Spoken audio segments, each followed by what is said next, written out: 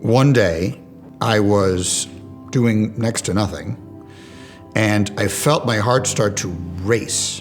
I was about as sure as a person could be that I was having a heart attack, and that is how I wound up in an ambulance on my way to a hospital, where I wound up having a variety of tests that showed that there was nothing wrong structurally with my heart at all, and that this was anarrhythmia. So what they told me was I needed to wear a heart monitor, and we would wait until I had another episode, and they would be able to monitor it and see what was going on. Ultimately, I did have another episode, and it felt like almost immediately my cell phone rang, and it was the doctor's office, and they said, you can take the monitor off. We know exactly what is causing this feeling, and we need to make an appointment for you to come in so we can explain it to you. And that was the first time I ever heard the words atrial fibrillation. It was a bad thing to have happening in my life, but I had resigned myself to the idea that I could live with this.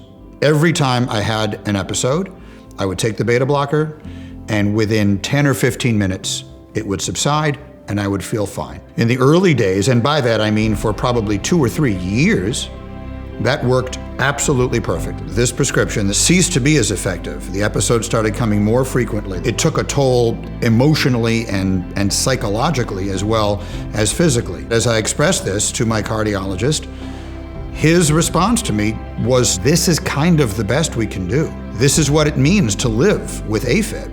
And so ultimately I made the decision that I was going to seek another opinion. And that cardiologist looked through all of my data. He said, have you ever considered having a catheter ablation? And my response was, what is that?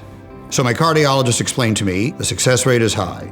The risk of complication is low. It's minimally invasive. So I said, yes, for sure. And within a month, I had the procedure, and the day I had the procedure, I slept in my own bed that night. And I began my life normally again, but somewhere in the back of your mind, there's still this worry. Am I still going to have episodes? It isn't like one day you're sick and the next day you're healthy. It's more a gradual realization that I got my life back.